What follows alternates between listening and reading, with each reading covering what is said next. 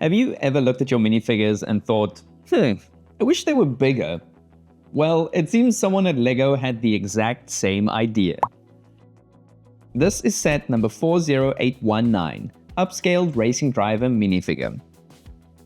This buildable minifigure is made up of 694 pieces and stands over 25 centimeters tall, and it is rated for ages 10 and up. I really like the back-to-basics design of the box it comes in, because it reminds me of a time before licensed LEGO sets. The yellow tiled strip on one side of the box looks very eye-catching, and I like the subtle checkered flag behind the shot of the figure. The back of the box is just as clean, with a nice seated shot of the figure, as well as a picture clearly illustrating the movable body parts. This is actually not the first upscaled figure we've gotten, as this set joins the upscaled LEGO Minifigure, Harry Potter and Hermione Granger, and the fantastic LEGO House exclusive Redbeard, simply called A Minifigure Tribute. This sure is an odd but growing collection of figures. But opening up the box reveals 8 numbered bags and a well-sized instruction booklet. The build took me about an hour and a half to complete, and seeing how this was the first of my upscaled figures that I actually opened, I was quite surprised and impressed with the experience. We start off by building the torso that utilizes a rainbow of colors for its internal components, and it's great to see how the unique shaping of the torso was achieved. Next, we build the red hip section, to which those 2 big blocky green legs are connected to, before adding the 2 arms to the torso. Finally, we get to the head, where you might spot a nice little Easter egg inside, before closing it up with bright yellow panels and a nice red helmet. And once you are done assembling the figure, you should end up with these extra pieces. Now, onto the set.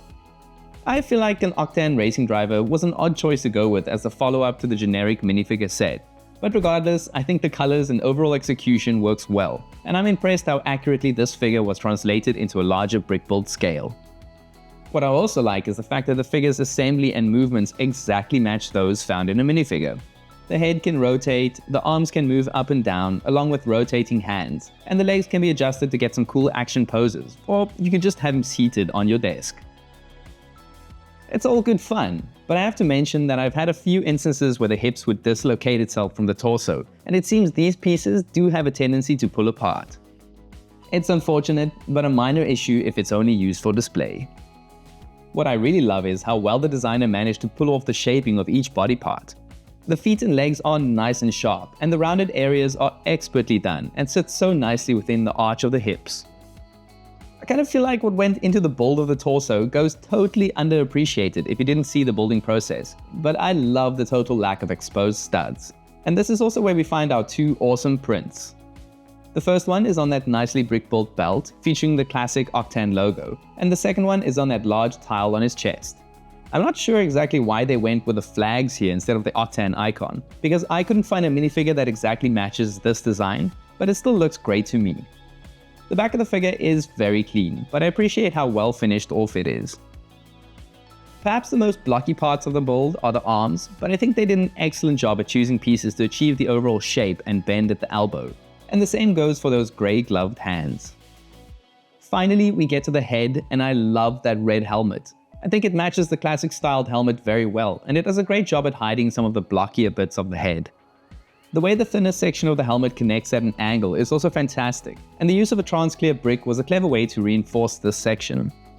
Now, some fans might be annoyed with the lack of visor, but personally I think it would have looked weird, and why would you want to hide that face? That printed smiling face on that yellow piece is just so perfect to me.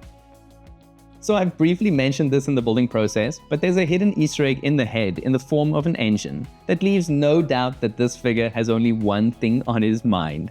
While this is a nice touch, I do wish that this set came with a minifigure that controls the larger figure from inside the head, like the previous set. While I really liked this figure, I can't help but think that most of my enjoyment came from the fact that this was the first upscaled figure I ever built. I think that maybe after the 4th one, this one could feel like it was a bit boring, and for some people it might have missed the mark a little execution-wise.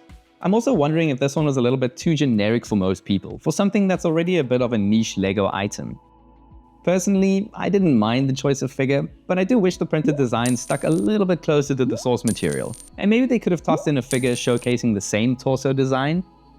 Anyways, let me know what you think of this set, and please consider liking and subscribing to the channel if you like this review and what we do. And as always, thanks for watching.